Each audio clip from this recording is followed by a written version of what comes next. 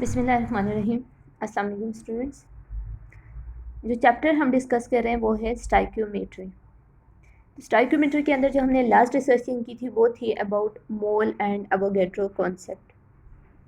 मोल हमने कहा मोल क्या है। मोल हमारे पास था किसी भी क्वांटिटी को जब हम एक्सप्रेस कर लेते हैं ग्राम के अंदर तो हमने कहा वो क्या बन जाती है, मोल। और एवोगैड्रो कॉन्सेप्ट हमने कहा कि व्हाट इज़ एवोगैड्रो नंबर या एवोगैड्रो कॉन्सेप्ट। ये हमारे पास क्या है कि नंबर ऑफ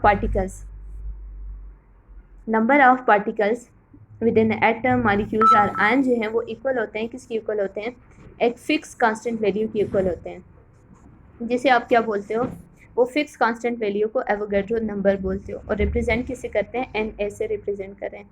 देन हमने कहा मोल कैलकुलेशन। मोल को हम कैलकुलेट कैसे करते हैं, फाइंड आउट कैसे करते हैं। तो इसके लिए हमने दो फार्मूलाज पढ़े थे, जिनमें फर्स्ट था number of moles is equal to mass in gram divided by molar mass. तो इसके अंदर नंबर ऑफ मोल्स अगर आपसे फाइंड आउट किया पूछ रहा है कि आप फाइंड आउट करो और आपको मेस दिया हुआ है, तो तीसरी चीज़ जो मोलर मेस है वो आप कैसे फाइंड आउट करेंगे।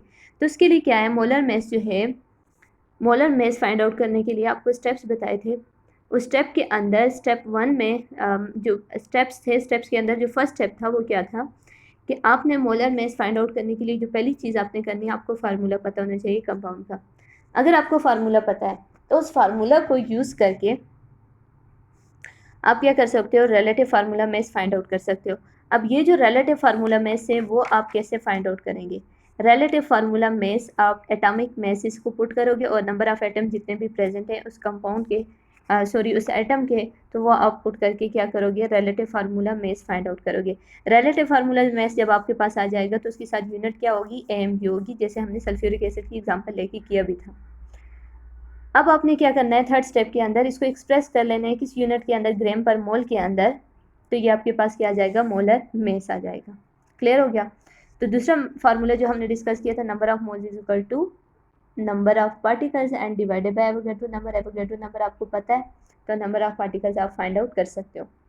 अब चले जाते हैं आज की डिस्कशन पे। आज का जो हमारा टॉपिक है वो है मोल एंड केमिकल इक्वेशन, कि मोल और केमिकल इक्वेशन क्या हैं और इन दोनों का आपस में क्या रिलेशन है, और मोल एंड केमिकल इक्वेशन से हमें क्या क्या इंफॉर्मेशन मिल सकती है। तो मोल एंड केमिकल इक्वेशन क्या है? मोल हमने कहा अभी भी डिस्कस हो चुका, किसी भी क्वांटिटी को जब हम ग्राम के अंदर एक्सप्रेस करेंगे तो हम क्या बोलते हैं, ये क्या बन गया, मोल बन गया। क्लियर हो गया। अब आ जाते हैं केमिकल इक्वेशन। केमिकल इक्वेशन क्या है? केमिकल इक्वेशन हमारे पास सिंबॉलिक रिप्रेजेंटेशन है। What is meant by symbolic representation? Symbolic representation का मतलब है कि आप सिंबल्स यूज़ कर रहे हो, आप रिएक्शन को रिप्रेजेंट कर रहे हो, और रिएक्शन को रिप्रेजेंट करने के लिए आप किसका यूज़ कर रहे हो, आप सिंबल को यूज़ कर रहे हो। What is chemical equation? Chemical equation is a symbolic representation. किसकी सिंबॉलिक रिप्रेजेंटेशन है ये हमारे पास? किसकी सिंबॉलिक रिप्रेजेंटेशन है? ये हमारे पास सिंबॉलिक रिप्रेजेंटेशन है केमिकल रिएक्शन की। केमिकल रिएक्शन की ये क्या है, हमारे पास सिंबॉलिक रिप्रेजेंटेशन है, जिसके अंदर हम क्या यूज़ करते हैं, सिंबल यूज़ करते हैं, और साथ में क्या यूज़ किया जाता है, फार्मूलाज यूज़ किए जाते हैं। सिंबल और फार्मूला यूज़ करके हम क्या करते हैं, किसी केमिकल रिएक्शन को रिप्रेजेंट करते हैं, तो इसको क्या बोला जाता है, केमिकल इक्वेशन। क्लियर हो गया। अब नेक्स्ट है हमारे पास, हमने एक जनरल इक्वेशन ले ली।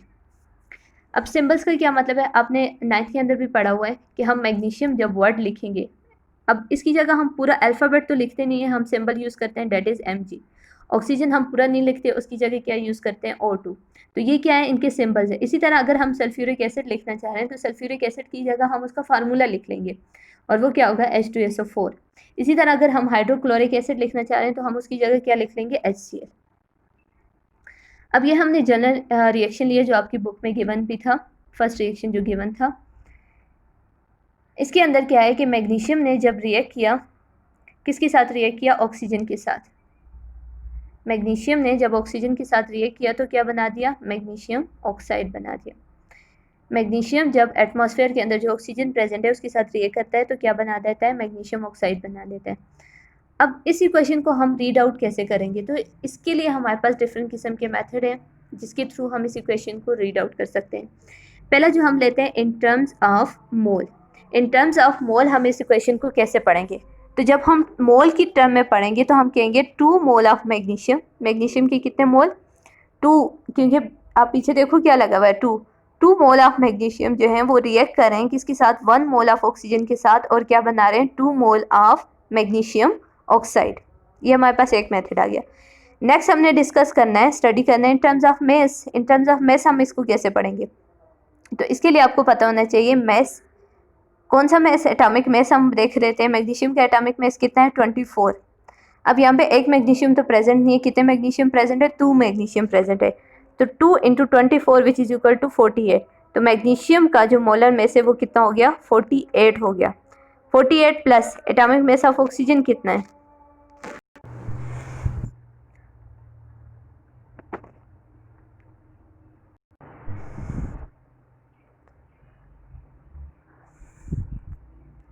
इन टर्म्स ऑफ मोल हमने डिस्कशन कर ली, फिर हम गए थे इन terms of mess. In terms of mess हमने कहा कि मैग्नीशियम का एटॉमिक मेस कितना है? 24। अब यहाँ पे मैग्नीशियम के कितने एटम यूज़ हो रहे हैं? 2 एटम्स यूज़ हो रहे हैं। तो 2 × 24 विच इज़ इक्वल टू 48। तो मैग्नीशियम का कितना मेस यूज़ हो रहा है? 48 ग्राम। साथ में क्या प्रेजेंट है? ऑक्सीजन। ऑक्सीजन का एटॉमिक मेस कितना है? 16। यहाँ पे कितने ऑक्सीजन एटम प्रेजेंट है? 2 ऑक्सीजन एटम। तो 16 × 2 ये आपके पास क्या आ गया? 32। तो ऑक्सीजन के कितना मेस यूज़ हो रहा है? ऑक्सीजन का जो मेस यूज़ हो रहा है वो है 32 ग्राम। तो 48 gram of magnesium react with 32 gram of oxygen to form 80 gram of magnesium oxide. इस तरह से भी आप इस इक्वेशन को रीड आउट कर सकते हो। अब नेक्स्ट हमारे पास आ गया इन terms of particles. In terms of particle हम इस इक्वेशन को कैसे पढ़ेंगे? तो इन टर्म्स ऑफ पार्टिकल्स हम कहते हैं एवोगैड्रो नंबर की फॉर्म में, तो हम कहेंगे 2Na ऑफ मैग्नीशियम एटम या 2 Avogadro number of magnesium atom react with 1Na of oxygen or 1 Avogadro number of oxygen to form 2Na of magnesium oxide, 2Na of MgO या 2 Avogadro number of magnesium oxide। इसके अलावा कहता है आपके पास एक और method भी है जिसमें आप इस इक्वेशन को एक्सप्रेस कर सकते हो या रीड आउट कर सकते हो, वो है in terms of volume. In terms of volume कब? इन टर्म्स ऑफ वॉल्यूम तब होगा जब आपके पास रिएक्टेंट एंड प्रोडक्ट जो है वो किसके अंदर प्रेजेंट हो? गैसियस स्टेट के अंदर प्रेजेंट हो। देन आप क्या कर सकते हो? वॉल्यूम का कॉन्सेप्ट यूज़ कर सकते हो। तो नॉर्मल जो हम ऑर्डिनरी वॉल्यूम लेते हैं स्टैंडर्ड कंडीशन पे वो कितना है? 22.4 dm³। तो फिर हम अगर गैसियस स्टेट के अंदर सारे गिवन है तो हम वो कॉन्सेप्ट भी यूज़ कर सकते हैं। अब आ जाते हैं balance chemical equation. Balance chemical equation हमें क्या इंडिकेट करता है? ये तो हमने मेथड रीड आउट करने के डिफरेंट मेथड थे, डिफरेंट टाइप्स थी कि कैसे हम केमिकल इक्वेशन को एक्सप्रेस कर सकते हैं, कैसे रीड आउट कर सकते हैं किसी भी केमिकल रिएक्शन को। अब ये जो बैलेंस केमिकल इक्वेशन है, केमिकल इक्वेशन अगर बैलेंस नहीं है तो फर्स्ट स्टेप आपने क्या करना है? इस इक्वेशन को बैलेंस करना है। तो बैलेंस केमिकल इक्वेशन हमें क्या इन्फॉर्मेशन देती है, क्या इंडिकेशन देती है? ये हमें इंडिकेशन देती है about number of moles of reactant and product, कि आपके रिएक्टेंट के कितने मोल प्रेजेंट है और प्रोडक्ट के कितने मोल बन रहे हैं। क्लियर हो गया? अब यहाँ पे हम जो कॉन्सेप्ट यूज़ करते हैं, पहला जो कॉन्सेप्ट है वो हमारे पास है मोल कॉन्सेप्ट। मोल कॉन्सेप्ट हम यूज़ करेंगे, मोल कॉन्सेप्ट। मोल को कैसे मोल के अंदर कन्वर्ट किया जाता है? अब ये मोल कॉन्सेप्ट किसके लिए यूज़ किया जाता है? तो मोल कॉन्सेप्ट यूज़ किया जाता है to calculate the amount of reactant और product in a given reaction. अगर हमें रिएक्टेंट की अमाउंट या प्रोडक्ट की अमाउंट फाइंड आउट करनी है, कैलकुलेट करनी है इन अ बैलेंस केमिकल इक्वेशन, तो हम मोल कॉन्सेप्ट भी यूज़ कर सकते हैं। इसके अलावा कहते हैं अगर आप रिलेशन देखो तो हमारे पास जिस तरह केमिकल इक्वेशन को रीड आउट करने के डिफरेंट मेथड थे, इसी तरह से हम डिफरेंट रिलेशन यूज़ कर सकते हैं केमिकल इक्वेशन के अंदर, बैलेंस केमिकल इक्वेशन के अंदर। और इनमें से एक रिलेशन हम यूज़ करेंगे और वो रिलेशन आपके पास कौन सा है?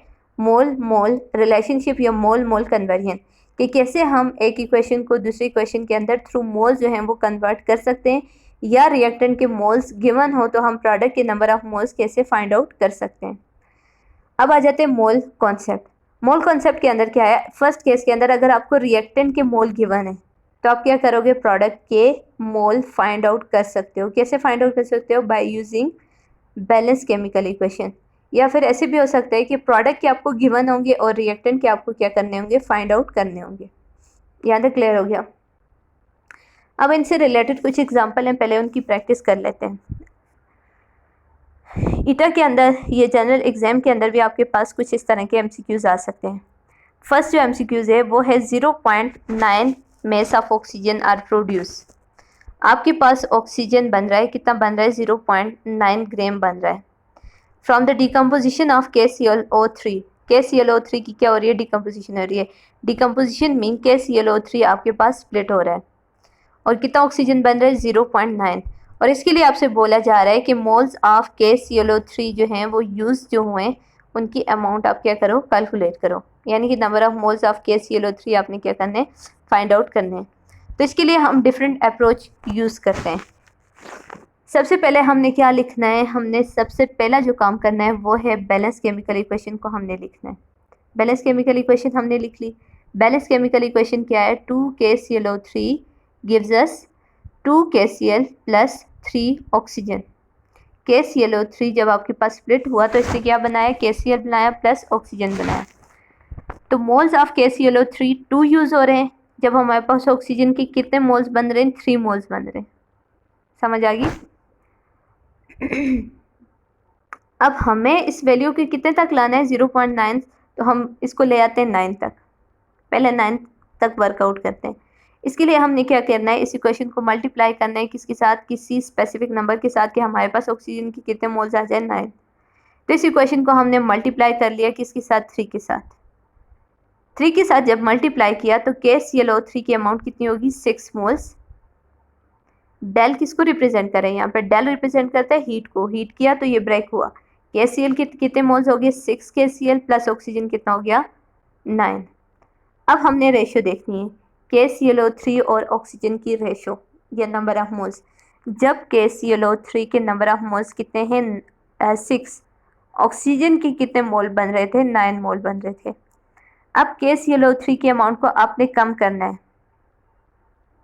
देखो 6 के बाद डेसिमल था ना, आप 6 से पीछे ले आओ तो क्या बन गया, 0.6। यहाँ पे आपके पास 9 के बाद डेसिमल था, पहले ले आओ, क्या बन गया, 0.9।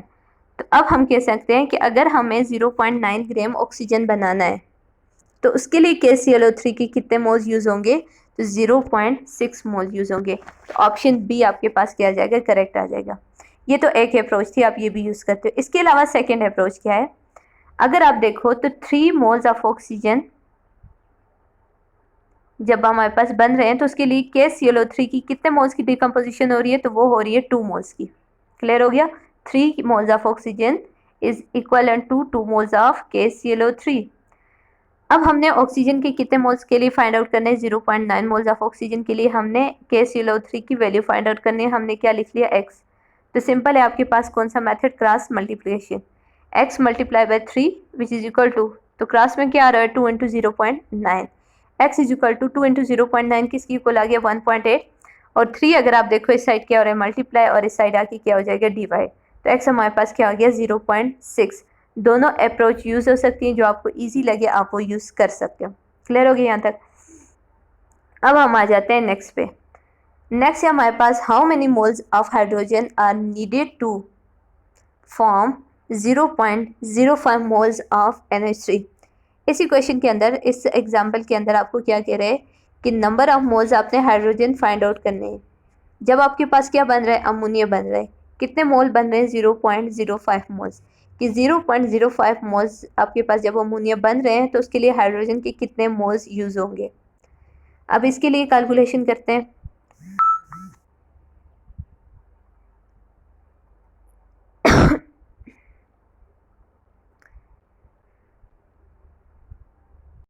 तो पहले हमने वही स्टेप करना है कि हमने क्या करना है, बैलेंस केमिकल इक्वेशन लिखनी है।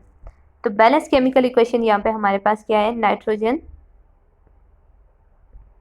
नाइट्रोजन प्लस हाइड्रोजन रिएक्ट करें, क्या बना रहे हैं, 2NH3। N2 plus 3H2 gives us 2NH3। अब हाइड्रोजन अमोनिया की हमने रेशो लिख ली कि जब हमारे पास अमोनिया के 2 मोल्स बन रहे हैं तो हाइड्रोजन की कितने मोल्स यूज़ हो रहे हैं, 3 मोल्स यूज़ हो रहे हैं। जब हमारे पास अमोनिया के 2 मोल्स बन रहे हैं तो हाइड्रोजन की कितने मोल्स यूज़ हो रहे हैं, 3 मोल्स यूज़ हो रहे हैं। फिर अब आप इस वैल्यू को डिक्रीज करते जाओगे। क्यों डिक्रीज करते जाओगे, आपको कितने चाहिए, कितने वैल्यू उसके लिए, 0.05 अमाउंट के लिए चाहिए। तो 2 से पहले आप हाफ पे चले जाओ। तो हमने देखा कि जब हमें 1 मोल चाहिए तो हाइड्रोजन के, अगर हमने अमोनिया के 1 मोल चाहिए तो उसके लिए जो हाइड्रोजन यूज़ हो रहा है वो कितना है, 1.5 मोल्स। अब 1 से और डिक्रीज करो तो 0.5, कि 0.5 मोल्स अगर हमें अमोनिया की चाहिए तो हाइड्रोजन कितना यूज़ होगा, 0.75। अब 0.5 0.75 अगर आप देखो तो आपको क्या चाहिए, 0.05। आप पॉइंट के बाद या डेसिमल के बाद खुद से एक ज़ीरो की एडिशन करोगे, तो सेम आप इस साइड पे भी वही मेथड अप्लाई करोगे। तो आपने क्या किया, 0.7 के बाद भी एक ज़ीरो की एडिशन कर ली दोनों साइड पे। तो हमने क्या कहा, 0.05 अगर मोल्स हमें अमोनिया के बनाने हैं तो उसके लिए हाइड्रोजन के कितने मोल्स यूज़ होंगे, 0.075। जैसे कि आपको पता है, आपको ईटा टेस्ट वगैरह अगर कोई आ जाता है या पब्लिक सर्विस कमीशन की कोई भी ऐसे टेस्ट आते हैं तो उसके अंदर आपको कैलकुलेटर यूज़ नहीं करना होता।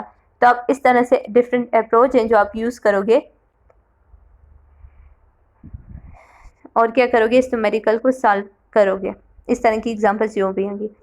अब अगर यहाँ पे देखो तो क्या आपके पास ऐसा ऑप्शन प्रेजेंट है, तो बिल्कुल प्रेजेंट है। फर्स्ट ऑप्शन आपके पास क्या है, 0.00075 कि अमोनिया की 0.05 मोल अगर आपने बनाने हैं तो कितना मोल अमाउंट यूज़ होगी हाइड्रोजन की, तो वो है 0.075। नेक्स्ट हमारे पास जो टॉपिक है वो है मोल मेस रिलेशनशिप।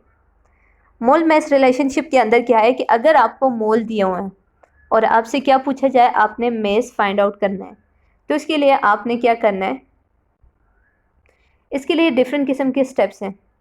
ये स्टेप्स आपके सामने लिखे हुए हैं।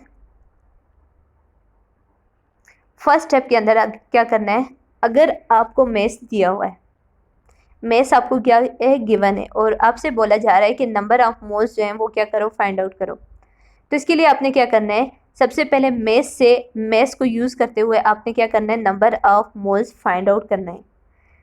मेस को यूज़ करते हुए आपने क्या करना है, number of moles find out करने हैं। कैसे, नंबर ऑफ मोल्स का फार्मूला आपको पता है, given mass divided by molar mess, और मोलर मेस भी आपको फाइंड आउट करने का फार्मूला बता दिया। फिर आपने इन नंबर ऑफ मोल्स को यूज़ करके बैलेंस केमिकल इक्वेशन की हेल्प लेके क्या करना है, रिक्वायर्ड जो मोल जो आपसे डिमांड कर रहा है कि नंबर ऑफ मोल्स बताओ, तो वो नंबर ऑफ मोल्स फिर आपने बैलेंस केमिकल इक्वेशन को यूज़ करके क्या करने हैं, फाइंड आउट करने हैं। ये तो फर्स्ट स्टेप। नेक्स्ट, अगर आपको मोल गिवन हो और आपसे कहा जाए क्या करो, मेस फाइंड आउट करो। अब आपको मोल दिए हुए हैं और क्या बोल रहे हैं, मेस फाइंड आउट करो। तो इसमें जो एक्स्ट्रा स्टेप है वो आपने एंड पे करना होता है। फर्स्ट आपने क्या, अगर आपको मोल दिए हुए हैं तो आपने रिक्वायर्ड मोल फाइंड आउट करने हैं। कैसे फाइंड आउट करने हैं, by using balance chemical equation. जैसे हमने ऊपर एग्जांपल डिस्कस की नाइट्रोजन और हाइड्रोजन वाली, कि अमोनिया अगर हमने बनाना है तो उसके लिए हाइड्रोजन की कितने मोल रिक्वायर्ड है, तो हमने बैलेंस केमिकल इक्वेशन की हेल्प ली और required number of moles find out किए। जब आपके पास ये मोल्स आ जाएंगे तो इन मोल को कन्वर्ट करना है, एक्सप्रेस करना है किसके अंदर, मेस के अंदर। कैसे होगा, वही फार्मूला यूज होगा, number of moles is equal to given mass divided by molar mass. Mass आपने फाइंड आउट करना है तो क्या हो जाएगा, number of moles multiply by molar mass. Clear हो गई यहाँ तक। नेक्स्ट मोल मेस रिलेशनशिप पे हमारे पास न्यूमेरिकल्स हैं, वो इंशाल्लाह नेक्स्ट टॉपिक के अंदर डिस्कस करेंगे। सम अप करते हैं अपने टॉपिक को। आज जो हमने स्टडी किया, आज हमने क्या किया, स्टडी किया। फर्स्ट हमने बताया कि केमिकल इक्वेशन क्या है। तो केमिकल इक्वेशन हमने कहा ये सिंबॉलिक रिप्रेजेंटेशन है। किसकी सिंबॉलिक रिप्रेजेंटेशन है, केमिकल रिएक्शन की, जिसके अंदर हम क्या करते हैं, सिंबल और फार्मूलाज यूज़ करते हैं और इसके थ्रू हम क्या करते हैं, किसी केमिकल इक्वेशन को एक्सप्रेस कर लेते हैं। या हम कहते हैं ये शॉर्ट हैंडेड फॉर्म भी है किसी भी फार्मूलाज को एक्सप्रेस करने की। नेक्स्ट हमने कहा कि हमारे पास कौन कौन से मेथड हैं जिसके थ्रू हम केमिकल रिएक्शन को या केमिकल इक्वेशन को रीड आउट कर सकते हैं। तो उसके अंदर हमने क्या क्या पढ़ा था, हमने कहा इन टर्म्स ऑफ मेस भी हम रीड कर सकते हैं, इन टर्म्स ऑफ मोल्स भी हम कर सकते हैं, इन टर्म्स ऑफ पार्टिकल भी कर सकते हैं, और गैशियस के केस में इन टर्म्स ऑफ वॉल्यूम भी हम केमिकल इक्वेशन को रीड आउट कर सकते हैं।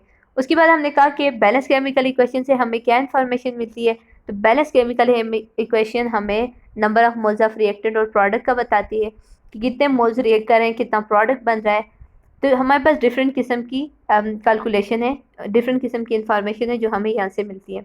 नेक्स्ट हमने कहा मोल मोल कन्वर्जन। मोल मोल कन्वर्जन की अगर हमें एक रिएक्टेंट के मोल गिवन है तो प्रोडक्ट के मोल कैसे फाइंड आउट करने हैं, या प्रोडक्ट के मोल गिवन है तो रिएक्टेंट के मोल कैसे फाइंड आउट करने हैं। नेक्स्ट हमारे पास था मोल मेस कन्वर्जन, कि मोल अगर दिए हुए हैं तो मेस कैसे फाइंड आउट करना है, या मेस दिया हुआ है तो नंबर ऑफ मोल्स कैसे फाइंड आउट करनी है। इसका हमने थोड़ा सा इंट्रो लिया और प्रैक्टिस अभी इसकी रहती है। होमवर्क में आपने क्या करना है कि जितने फार्मूलाज आज डिस्कस हुए आपने की प्रैक्टिस करनी है, डिफरेंट केमिकल इक्वेशन यूज़ करो और उन पे नंबर उनसे क्या करो, नंबर ऑफ मोल्स या नंबर ऑफ मेस जो भी दिया हुआ है उस पर वर्कआउट करो और फाइंड आउट करो। बुक के अंदर जो टॉपिक के अंदर जितनी एग्जांपल आ रही है आपने उनकी प्रैक्टिस करनी है। इसी तरह से एक्सरसाइज के अंदर भी जो इस टॉपिक से रिलेटेड एग्जांपल आ रही है वो आपने प्रैक्टिस करके फिर क्या करना है, पिक्चर्स सेंड करनी है। Thank you.